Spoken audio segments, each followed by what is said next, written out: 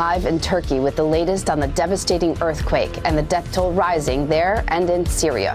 Also, the new details on the Chinese spy balloon, what we're learning about its capabilities as crews work to retrieve all the parts. And the new warning about buying and selling on Facebook Marketplace, how you can protect yourself. That and so much more right here on GMA. Listen to me. I've got you. I won't let go. Titanic is celebrating its 25th anniversary with a theatrical re-release. The film debuted in North American theaters on December 19, 1997.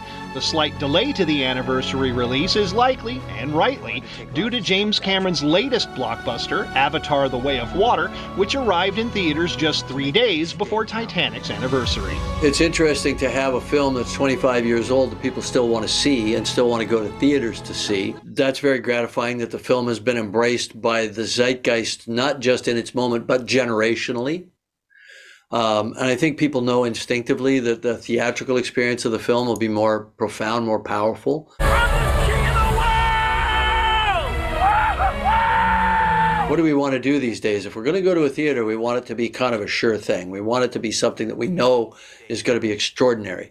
You know, so Top Gun, right? Spider-Man, Way of Water, you know. We know these are going to be extraordinary experiences to get us up on our hind legs and into our car and go through all the hassle and the parking and the popcorn and all that sort of thing. You jump high, jump right. And I think Titanic is kind of an evergreen that makes that promise. You're going to have an experience. I'm flying. Seeing it again in Hollywood, I'm Rick Damigella. All right, less than 1 day's worth of blood. That's all the South Texas Blood and Tissue Center has right now. If you'd like to donate, you can do it later today. There'll be a blood drive at Frost Bank on West Houston Street from 9 a.m. to 2 p.m. Well, still to come in the next hour, GMSA, a preview of tonight's State of the Union address. We'll have the latest in a live report. And checking TransGuide right now, 281 at Jones-Maltzberger. Looking good out there. Highway 90 at Couples. A lot more traffic out there. We'll talk to Steven coming up.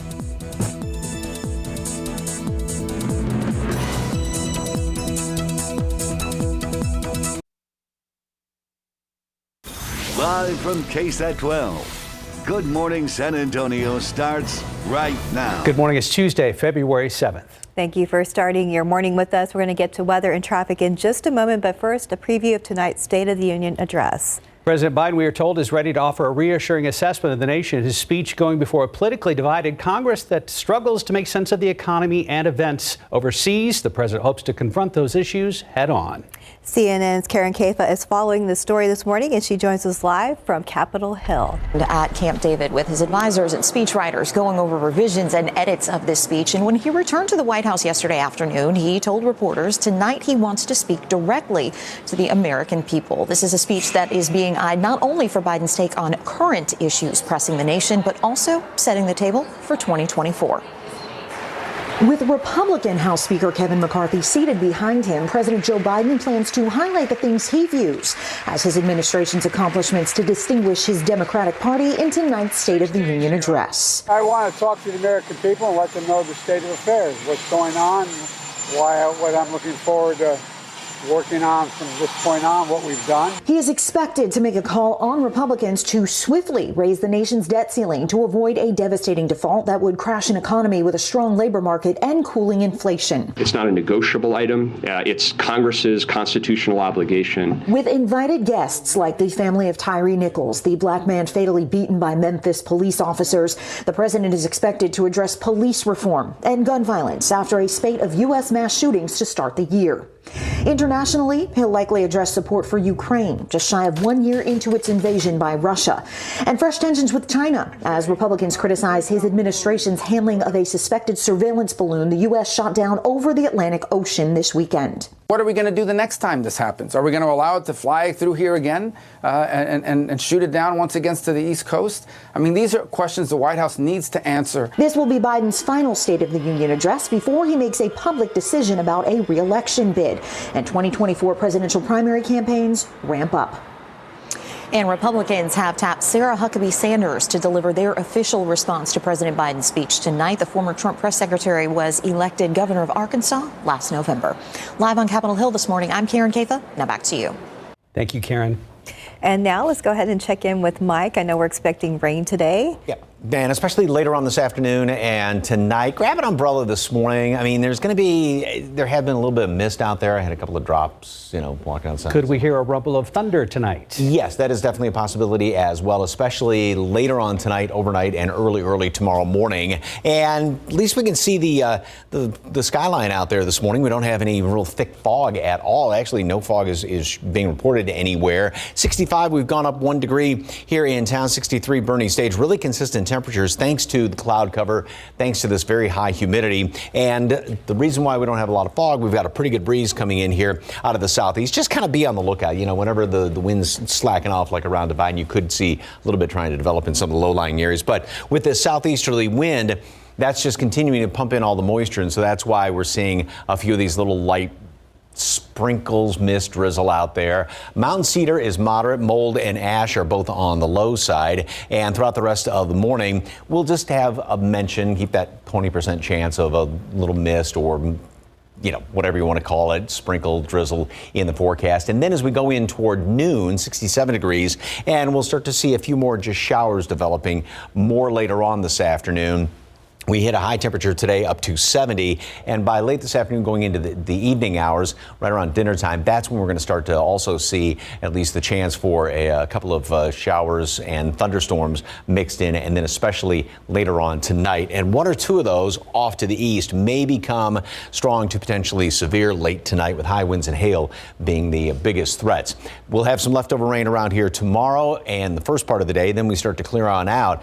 Beautiful weather then going into the weekend, plus another front is going to give us another shot of colder air. All those details coming up in just a couple of minutes. Traffic Authority, Stephen Cavazos, anything going on? Well, Mike, we did have some flashing lights here along US 90 at Couples a little bit earlier, but looks like that was reported as a crash along the westbound lanes of 90, but it looks like that's already cleared out, and traffic's really just getting a little bit busier now that we've entered 6 a.m. So expect to see a little bit more of congestion build up along the roadways, but right now just watch out, because looks like that crash wasn't really impacting traffic, but we know that it is getting busier out there along US 90. Also looks like a crash may have popped up somewhere off of 410 near I-10. We'll find a closer look and see how that's going to impact traffic. But remember, there are no TransGuide cameras off of the highway, so just make sure you watch out anytime you see those flashing lights out on the roadway. Let's get to some travel times. If you plan on traveling into San Antonio this early in the morning, it's still pretty pleasant from Pleasanton along I-37 northbound. We can expect about 28 minutes to the Alamo City. Highway 90, the eastbound lanes looks to be about 30 minutes at this hour from Castroville, and that arrival from Lytle should be within about 16 minutes. But let's get you back here on rotation here. 90 at Couples, yeah, it's getting busier out there, but other spots in town, we are seeing traffic moving and picking up there along 37 at Hackberry. Again, we'll watch these roads closely and have updates throughout the morning. Guys. Thank you, Stephen. More legislation to help Uvalde victims and prevent school shootings in Texas will be introduced this afternoon at the state capitol. Plus, a new scholarship has been created to honor one of the Robb Elementary School shooting victims. Our Sarah Costa joins us live in the studio to explain. Good morning, Sarah. Good morning, Mark. Good morning, Steph. State Senator Roland Gutierrez will announce a package of bills introduced in the Texas Senate aimed at preventing mass shootings. The bills aim to fix the ability for agencies to talk and share data via radio in real time in rural counties, increase school safety, improve emergency response protocols between state and local public safety entities, and create a monument to mass shooting victims in the Texas State Cemetery. Additionally, Senator Gutierrez will make an appropriations request to provide funding for safety measures in schools and mental health care. Meanwhile, we are remembering one of the victims of the shooting, Tess Mata. She dreamed of being a Texas State Bobcat just like her sister Faith. Unfortunately, the 10-year-old was killed in her classroom at Robb Elementary. Tessa's parents, Veronica and Jerry Mata, worked with the university and her sister to create a scholarship in her honor. The scholarship will help a student pursuing a career in the health profession, just like Tess wanted to do. Veronica says the scholarship will allow students to follow the dreams Tess never got to chase herself. She's got the biggest smile right now because she knows that everybody's watching her and everybody's seeing her and hearing about all the great things that she's done and all the great things that she could have done. Their goal is to raise $25,000. Then the scholarship will be endowed for years to come. As of today, They've raised over $1,500. Tess's sister, Faith, will graduate from Texas State this May. Her mom says Tess learned to swim so she could jump into the river at graduation with Faith, a Texas State tradition.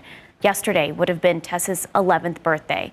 To donate to her scholarship, head to ksat.com. Mark and Steph. Thank you, Sarah. Former Bexar County Precinct 2 Constable Michelle Barrientos Vela is asking for a new trial. This comes just weeks after she was sentenced to 5 years probation and 90 days in jail. The 60-page document filed by her attorney states that Texas Ranger Bradley Freeman's behavior in court unfairly turned the jury against Barrientos Vela. She was indicted on a list of public corruption charges in early 2020, including aggravated perjury, official oppression, and tampering with records. But she only went on trial for tampering. Bradley Freeman had testified that she committed official oppression. Now to the disaster unfolding overseas, the most devastating earthquake in a century hitting Turkey and Syria. This morning, more than 5,000 people or more are dead. The weather is hampering the frantic search for survivors trapped beneath the rubble of thousands of buildings. ABC's Lionel Moyes reports. This morning, a desperate search and rescue effort in Turkey and Syria as the World Health Organization warns the initial death toll from this disaster could climb 8 times higher. Here in Syria, first responders digging through the rubble by hand, looking for survivors of the worst quake to hit the region in a century. The situation is too bad. We need urgent help. Hospitals like this one overwhelmed and preparing for even more patients. More than 6,000 buildings have been destroyed in Turkey alone, and aftershocks are keeping people on edge. A frantic run in this city as a building comes crashing down, sending smoke and rubble into the air. Time is of the essence, with the frigid temperatures lowering the chances of survival for people still trapped. This woman still waiting to hear from her daughter.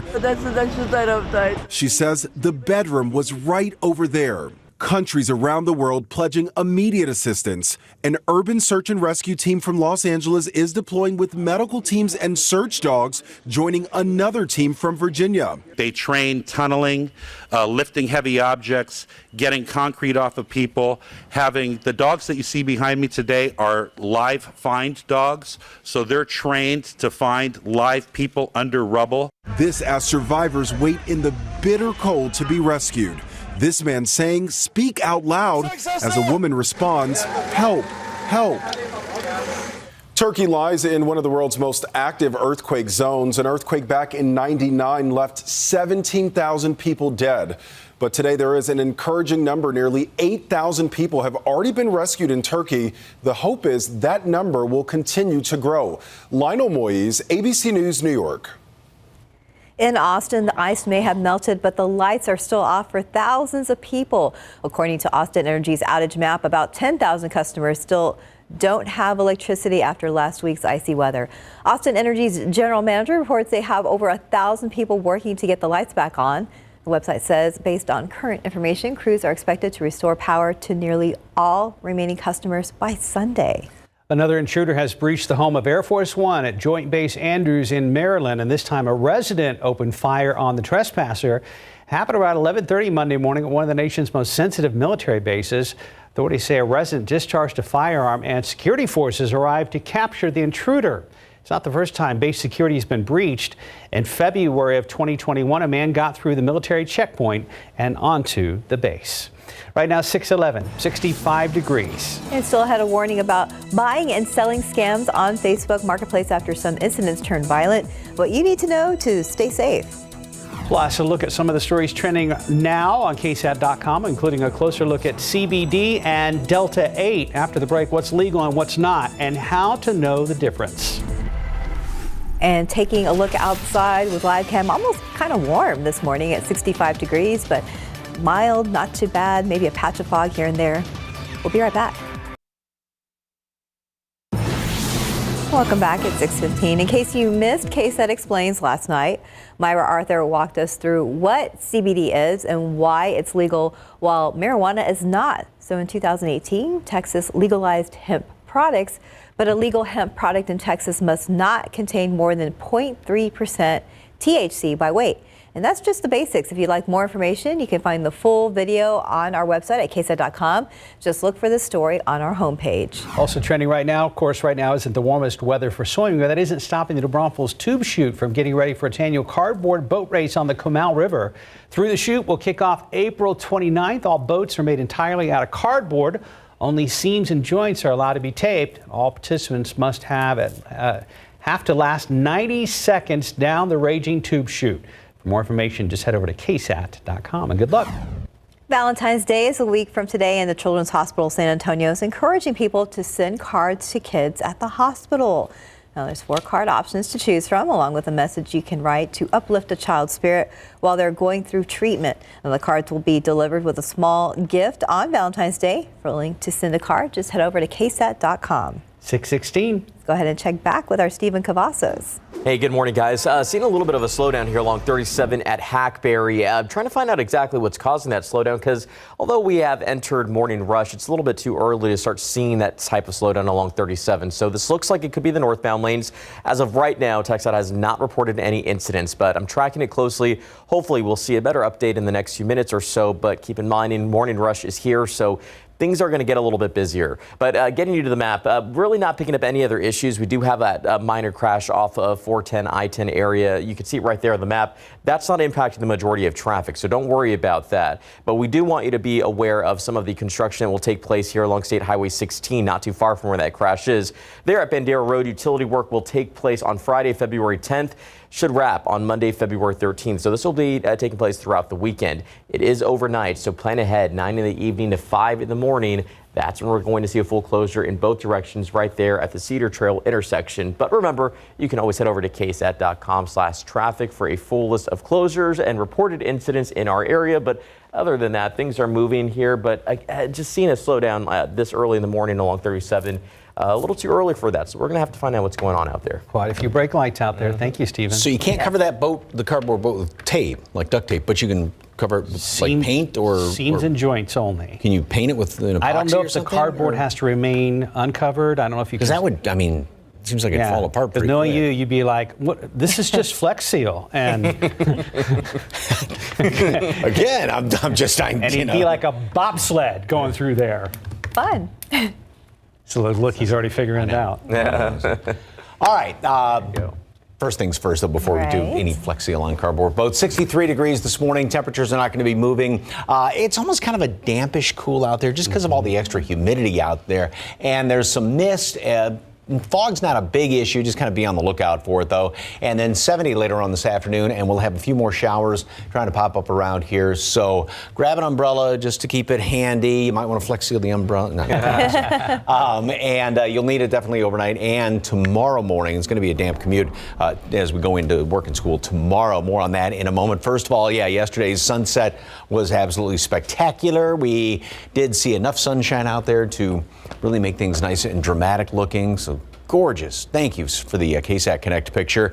And not a bad view of the skyline downtown, despite the fact we have all this humidity and these temperatures, which are close to the normal highs right now, or even above that. We've got 67 Devine, Stinson, as well as New Braunfels, and the good breeze coming in here out of the southeast. Now, where the wind kind of slackens off a little bit, watch out for maybe a speck of fog to try and pop up around here. But all of the southeasterly winds just continuing to pull in all the moisture around here. So we call them kind of streamer showers. And it's, again, just because all the moisture is being pulled on in here, you get that little bit of kind of mist or some drizzle around the area.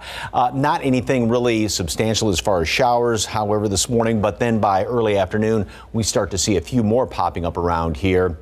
And that'll be the case going in toward dinner time, and even a couple of decent downpours here and there. Then as we go into later on tonight, as the front approaches, we're going to start to see a couple of more decent downpours here and there, a few claps of thunder mixed in as well. Also, this particular model, this rapid update model, wants to get a couple of thunderstorms then on the backside of things up there in portions of the hill country. So that's something else we will have to keep an eye on. And going into tomorrow morning, still a few leftover showers and thunderstorms around here. And that will be during the morning commute. Then all of that is going to continue to clear on out of here. Now, as far as rainfall totals, Some of the estimates, more of it up in toward Austin, in and around town. We're looking at half an inch, a little bit better than that in some cases. And then, of course, if you get one of those thunderstorms, that would be some localized heavier downpours. Then, as far as the severe threat, that's going to be primarily off to the east. But, of course, any thunderstorm that may pop up, you could have some high winds. But the greatest threat is going to be further off to the east, and that would be late tonight and then in the early morning hours tomorrow. 67 degrees today at noon. Couple of showers, some mist drizzle this morning. Then we'll see a few more showers developing, continue to develop as the afternoon rolls on. 70 for a high temperature. Then tonight, a few of those thunderstorms. And again, the best chance to see anything strong to severe would be further off to the east. A few decent downpours here and there, and some of that rain is going to last into tomorrow.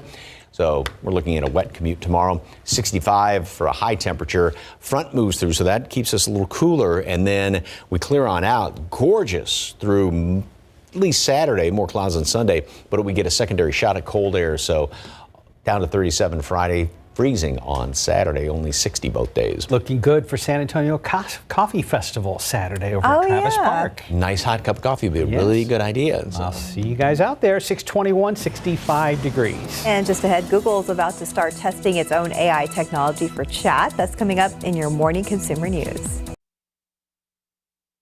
She found it. The feeling of finding the psoriasis treatment she's been looking for. Sotyktu is the first of its kind once daily pill for moderate to severe plaque psoriasis for the chance at clear or almost clear skin. It's like the feeling of finding that outfit psoriasis tried to hide from you, or finding your swimsuit is ready for prime time. Dad, once daily Sotyktu is proven to get more people clearer skin than the leading pill. Don't take if you're allergic to Sotyktu. Serious reactions can occur. Sotyktu can lower your ability to fight infections, including TB. Serious infections, cancers including lymphoma, muscle problems, and changes in certain labs have occurred. Tell your doctor if you have an infection, liver or kidney problems, high triglycerides, or had a vaccine or plan to. Sotyktu is a TYK2 inhibitor. TYK2 is part of the JAK family. It's not known if Sotyktu has the same risks as JAK inhibitors. Find what plaque psoriasis has been hiding.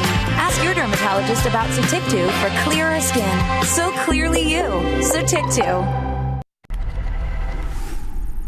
In this morning's GMA First Look, a consumer warning when using Facebook Marketplace. I was getting very legitimate looking emails. Sam Silverman posted pants for sale on Facebook Marketplace, and she says a buyer agreed to the price, and then what looked like official correspondence from the payment app Zelle arrived in Silverman's inbox. The email said she needed to establish a Zelle business account and make a $300 initial transfer to the buyer, who would then credit her back the difference. Sam says the stranger never sent back the money.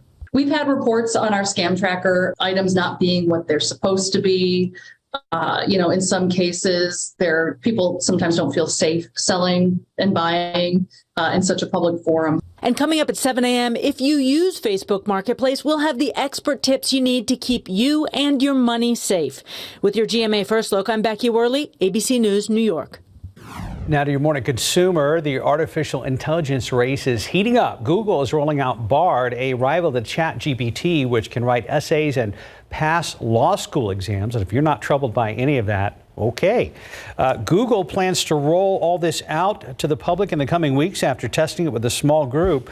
It's designed to explain complex subjects or provide simple information like party planning tips. Meanwhile, Microsoft event today is expected to detail plans for bringing ChatGPT and the company's search engine Bing together. A recent report revealed integration could include a larger search box for chatting as opposed to submitting search queries. And Twitter will now send users back to the feed you last used before closing tabs. When Twitter went to the For You and Following format last month, it automatically defaulted to the For You feed. The fix is available on both Android and iOS. Time now 6:27 and 65 degrees for now. Checking TransGuide, big backups right now, 37 at Hackberry. We'll get more details coming up. Now at 6:30, new details out of Turkey as search and rescue operations continue, hoping to pull more survivors from the rubble after a devastating earthquake and aftershocks killed thousands. Plus, those people are more desperate, and which is already war torn, and I feel so sorry for them as well. Local groups are mobilizing to help those affected by the quake, along with Turkish Americans who have family overseas. We're also tracking the latest developments on that suspected Chinese surveillance balloon, why officials are now saying other balloons have gone undetected in recent years. And we have a winner in the massive Powerball jackpot worth over $700 million. We're going to tell you where the lucky winner is cashing in. And outside with live cam, Mike says grab an umbrella for today. And we are on storm alert going into this evening. Welcome back. It's Tuesday, February 7th. Happy Tuesday. Thanks for joining us. It was nice yesterday, but now it's time for the rain. It is. Mike is here with more on what we could be seeing around South Texas for the next day or so. Yeah, some showers, a couple of thunderstorms, especially later on today. This morning, it's all that humidity just getting kind of pulled on in here on these southeasterly winds. And so that's why a little bit of mist here and there. Nothing is showing up on radar. I had a couple little drops coming into work this morning. That was about the extent of it. But at least the skyline is fairly clear right now, so we don't really have any fog to deal with, thanks to a decent breeze out there out of the southeast, 9 miles per hour. And it's that, like I said, southeasterly wind that's just continuing to pull all the moisture. And so we will see more of these just little drizzly sprinkles, I guess the best way to call it, or mist this morning. And temperatures are very consistent all around the area, mid 60s, thanks to the cloud cover, thanks to all that high humidity. We're actually at basically the normal high right now. Normal low temperatures in the mid 40s. Mountain cedar, moderate, mold ash are both on the low side. And again, warm, very humid, mist. Maybe a patch of fog. If the wind slackens off in some spots, you could see just a little speck of fog here or there, but it's not an issue this morning. A couple of showers and then some storms tonight, and that's going to be in the overnight hours as the front moves on through here. And they'll be just kind of scattered about. Most of them are going to be off to the east. We'll have some rain left over tomorrow in the first part of the day. Then we're going to be clearing out, slightly cooler. Then we get a reinforcing shot of cold air, so we are going to be freezing starting off down in the mid 30s Friday morning, freezing on Saturday morning, but some gorgeous weather after the rain gets on out of here by midday tomorrow. And as I mentioned about some of those potentially stronger storms, primarily off to the east, just a couple of isolated ones, according to the Storm Prediction Center. And like I said, great looking weather. Beautiful. We'll talk more about that coming up in just a couple of minutes. Traffic authorities, Steven, it's been kind of quiet in your corner of the studio. It has, Mike. Roads are dry for now, but unfortunately, there's still some trouble out there. Let's get a quick look at 37 in Hackberry. This was a shot I told you guys about a little bit earlier. You can see that traffic now at a standstill, and that's that connecting ramp along 37 northbound going east. We do have flashing lights out there, as you can see from this shot at TransGuide.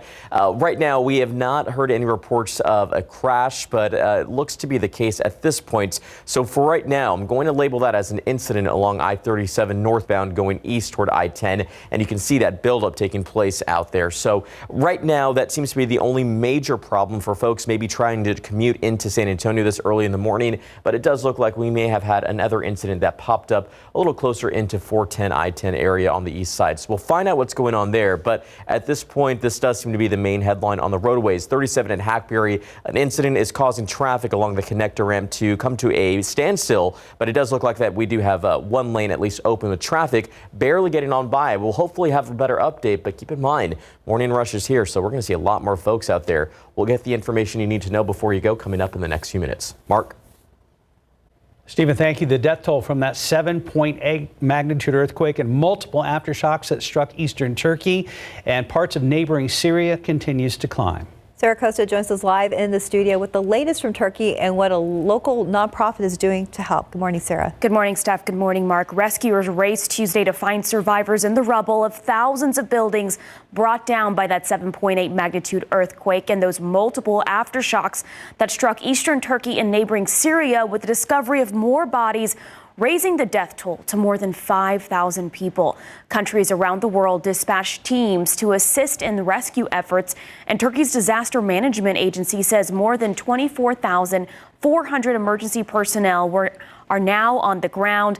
But with such a wide swath of territory hit by Monday's earthquake and nearly 6,000 buildings confirmed to have collapsed in Turkey alone, their efforts were spread thin. Attempts to reach survivors were also impeded by temperatures below freezing and close to 200 aftershocks, which made the search through unstable structures very difficult.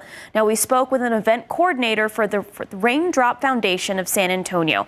That's a local nonprofit founded by Turkish Americans. Dr. Ferhat Özerk was born and raised in Turkey. He was alerted of the earthquake as he prepared his children for bed Sunday night. He says his parents and close friends are safe after the earthquake, but he knows people here in San Antonio who know people in Turkey who can't say the same. And as the country looks to recover, Özerk feels helpless being so far away. I keep thinking about, should I fly to Turkey to help the people remove the rubbles and save as many people as we can, because it is hard to stay here when your loved ones are, trying to survive under those, brick and mortar. The Raindrop Foundation is planning to hold a fundraiser and a vigil. We have more information on ksat.com. Just look for the story on our homepage. Mark and Steph. Thank you, Sarah. San Antonio police are hoping you can help them track down a man wanted in the Southwest Side robbery. That robbery happened last month at a Walgreens on South Zarzamora Street. Police say a man walked into that store and stole merchandise. When confronted by a store employee, the man threatened them with a bladed tool. You can call Crime Stoppers if you have any information about the case. That number on your screen, 210-224-STOP.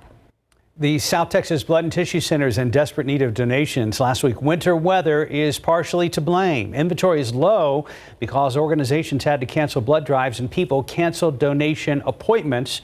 Now, you can donate today during a blood drive at Frost Bank on West Houston Street. That's happening from 9 a.m. to 2 p.m. You can also make an appointment at one of the Blood and Tissue Center's 9 locations.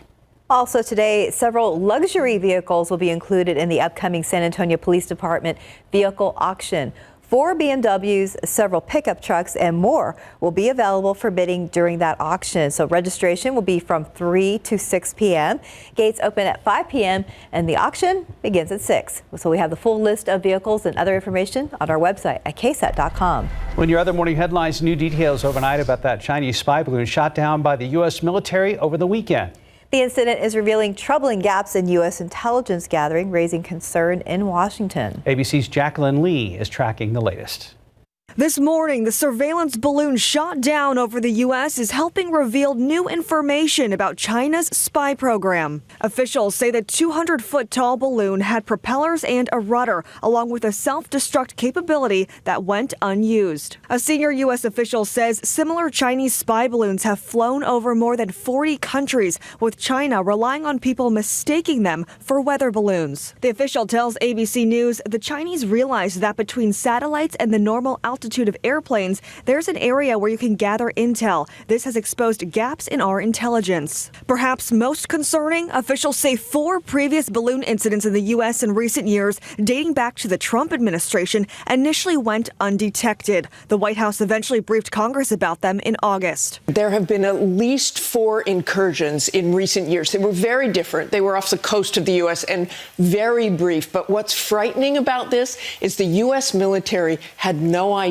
those incursions were happening until afterwards. On Saturday, a fighter jet fired a missile at the balloon over the Atlantic, leaving a 7-mile debris field off the South Carolina coast. Unmanned underwater vehicles are being used to search for wreckage. A source says U.S. officials are hopeful the entire payload will be recovered, including the technology bay, which will be pieced back together enough to understand its full operational potential. The balloon was first spotted over Alaska, then passed over sensitive military installations through Montana, the plains in the Midwest, until reaching the East Coast. The Pentagon said shooting the balloon down over land would risk lives on the ground. But critics accuse the White House of not being prepared. They should have been prepared either to intercept, to prevent, to take it down, or to try to capture the balloon so they could capture the equipment that's there.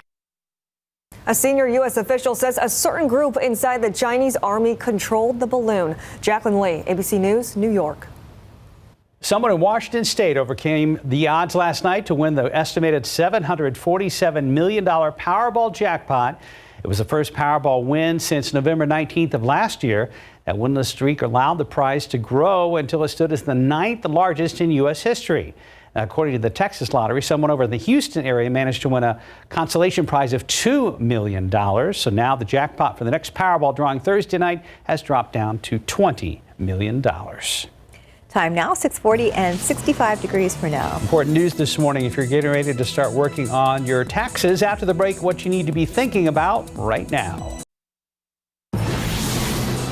It's tax season, and whether you do your taxes yourself or hire a professional, navigating the tax system can be complicated and, we know, very stressful. Our Sarah Costa joins us now in the studio with some advice to make that process easier. Good morning, Sarah. What you got, Sarah? Guys, I did my taxes last week. Okay. And I got my refund back this morning. Fantastic. So that was Wednesday, and That's fantastic, because they see even if you do electronic filing, it can take up to 3 weeks. So yours was a quick turnaround. And that's what we're going to talk about, because there's a lot to think about for sure if you're expecting a tax refund. Filing your taxes early and electronically means you will get your money sooner. I'm an example and proof of that. But the IRS is warning those refunds may be smaller this year because of COVID-related tax perks that have now expired. So experts say a large tax bill or an outsized tax refund may be signs that you need to change your number of tax withholdings. Avoid late fees and penalties by filing your taxes by April 18th, which is the deadline. If you need more time, file for an extension. And if you can't pay your tax bill on time, here's an option. Your best option might be to work out an extension with the IRS. They're actually remarkably forthcoming with this, especially if you owe under $50,000. When choosing a tax preparer, look for a credentialed, credit-certified public accountant or tax attorney, and be sure they have a personal tax ID number. If you get a tax refund, experts say use at least some of that money to pay down credit card debt. With credit card interest rates now averaging 20%, paying down debt quickly is a good return on your money. And if you earned $73,000 or less last year, you may be eligible to get your taxes done for free online through the IRS Free Filer program. Resources like Cash App Taxes and TurboTax also offer free filing options. Mark and Steph. I did free file with TurboTax on Sunday. Done. Let's see if I get my return as fast as you did, though. I know. Good for you guys. 646, 65 degrees. Let's check back with Stephen Cavazos. Looks like there's problems off of I-10. Yeah, more flashing lights out here, guys. Unfortunately, 10 at W.W. White's. That is a problem spot right now. We have another crash that's been reported by friends over at TransGuide. You can see plenty of flashing lights out there, and unfortunately, traffic's already starting to pick up just a bit. Unfortunately, I think this may be the closest shot that we'd be able to show you out there, but let's get you to the map, because we do have a little bit of a buildup that's taking place along I-10 eastbound at W.W. White. Our map has pinpointed that around Houston Street, but not too far from the area. So that camera at W.W. White is showing us the conditions and the traffic that's already picking up out there.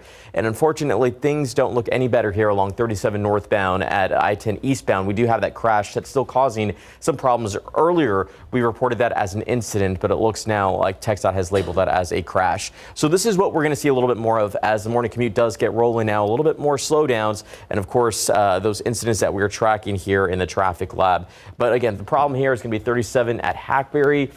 I'm hoping maybe they'll clear it by the show before the show ends, but it looks like we have plenty of first responders out there, so it does take them time to complete their investigation and to clear the scene up. So hopefully everyone's doing okay out there. Back to Costa getting her taxes back. Yeah. So she buying breakfast this morning? I hope so. I think that's why she said it. She just walked out. She didn't say how much of a refund it Sarah? was. That's kind of personal. Oh. Sarah, are you still in here? No, she left pretty quickly. Well, that was convenient. Yeah, no kidding. And that's what texting is for. Yes. Oh, just kidding. Poor Sarah. Wow, that is quick. Getting a refund back. All right, even better than, well, almost than a refund. Beautiful picture like this, and ducks came in for a nice little landing right there, nice and. Pardon me? You're not adding nature sounds this morning? That's not a duck. I don't know. He was getting to it. You didn't say it had a duck sound. You just said nature sound. True. So, okay. Yes, thank you very much for that picture, Mr. McClellan. So, sound effects weren't in my contract. Anyway, we got a lot of clouds hanging around here this morning and a ton of humidity, but not a lot of fog. We do have a fairly decent breeze, and that's what's really helping to prevent a lot of this fog from forming up. I've had it mentioned in the forecast this morning. If the winds do happen to slacken off, you might see a little bit trying to form up, but really consistent temperatures, and that's due to, again, all this humidity and the cloud cover, and we're not going to be seeing any sunshine today. There's the 20% chance for mist, a little drizzle here and there. I had a couple of drops of walking out the back door earlier this morning. It's just with these south to southeasterly winds continuing to pump in all the moisture around here. At times the atmosphere just can't hold it, so it's just that little mist and that kind of dampness out there. But then once we get into the early afternoon hours, we'll start to see just some regular old showers developing around here, and a few more by later on today. 70 for a high temperature. Even a couple of thunderstorms then will start to pop up into the evening hours. So here's the rapid update computer model, and again, this one's not very bullish as far as anything this morning. Then by late morning, noon, couple of showers scattered about here and there. A few more start to pop up as we go on through the afternoon hours, and then by dinner time into the early evening, a couple of good downpours as well. 1 or 2 lightning strikes are going to be possible out there, and that line will continue to form up as the front works its way on through. But notice how even in behind it, a few of those thunderstorms as well in portions of the hill country, and that's going to be in the wee hours tomorrow morning. And then all this will continue to move on through here as we go on into the morning hours. But it does look like for the most part it is going to be somewhat of a wet commute tomorrow. A few of those lingering showers and a couple of storms hanging around here. Then we'll start to clear on out once we get in toward the early afternoon hours. Then we got a great stretch of beautiful weather. 1 or 2 of those storms could be on the strong to potentially severe side. This would be late tonight, early tomorrow morning. High winds and hail being the biggest threats, and the greatest threat is going to be the further east you go. But again, any storm may have a couple of some gusty winds associated with it, so just something to keep in mind. Today, 67 at noon. A couple of showers going to be developing out there. And then later on this afternoon, a few more showers, 70, high temperature. A few thunderstorms as well going into tonight, and a few more primarily off to the east. But again, 1 or 2 of them even in behind this front. The front's going to be moving through roughly 10 o'clock tonight, and we'll have a couple of them lingering in behind in the hill country in the wee hours tomorrow morning. So we are looking at a wet commute tomorrow. And then 65 in the afternoon, normal high temperature. Gorgeous on Thursday, cold start, warm morning, and we are going to be getting another front move on through here. That'll cool us down. Thank you, Mike. 650, 65 degrees. And coming up next on Good Morning America, a memo to Ticketmaster from the Beehive. Take your time, do it right. After last year's Taylor Swift concert ticket sale debacle, tickets for Beyonce's highly anticipated Renaissance tour are now on sale. Next on GMA, what you need to know. Outside with live cam. Yes, grab that umbrella. Low clouds out there. Lots of traffic on 410. We'll check with Stephen coming up. Welcome back to GMSA on your Tuesday morning. It's about 5 minutes till 7. A mess there off of Hackberry. Yes. Let's check back with our Stephen Cavazos. Barely getting on by, guys. Unfortunately, we are still seeing the mess from this crash that is causing a big slowdown for drivers. This is in the northbound lanes of I-37 as you get onto the I-10 East connecting ramp. So just remember, we're going to see some flashing lights out there. We also have this crash along I-10 eastbound at WW White over on the east side. That is also causing a pretty big delay for drivers. Keep a close eye on things. But again, this seems to be also the big problem right now as folks are making their way in along 37 northbound. Other than that, slowdowns are what's expected. Yeah, that I-37 Hackberry thing's been going on a long time. Yes. So, all right, we got a lot of humidity out there. It is very, very warm this morning, but we do have a nice view of the skyline. So we're not seeing a lot of fog around because of that nice breeze, but it's a breeze pulling in all this moisture, which is going to give us a little bit of mist. Mid 60s right now. We've actually gone up another degree there in town at 66. We're going to make it to 67 at noon. So we're not really going to be moving all that much at all today. And then 70 for a high temperature. A couple of showers, mist and, drizzly kind of stuff this morning. A few showers develop at noon, a few more later on, and then showers and thunderstorms tonight and especially in the overnight hours. 1 or 2 of those could be strong to potentially severe, especially off to the east. High winds and hail being the biggest threats, and that's going to be as that front moves through, which is right now 10 o'clock here in town tonight, and that'll pull in some drier air. So we will start off at 48 tomorrow, but it's going to be a wet commute. It's looking like tomorrow morning. Then we clear on out. Great stretch of weather. I mean, look at that. 40 Thursday up to 70. Then another shot of cold air comes on in here. So it's going to be really cold by Saturday morning again, down to 32 degrees. And don't forget, tomorrow's the Stephen Show because it's his birthday tomorrow. Oh, yeah. Did you know you share a birthday with Stephanie Jimenez? Yes, we're doing coffee on Friday. Oh, fantastic. So all right. Well, we'll celebrate you first, though, in the morning. That's right. Stephanie has to wait this time. That's right. Have a good day.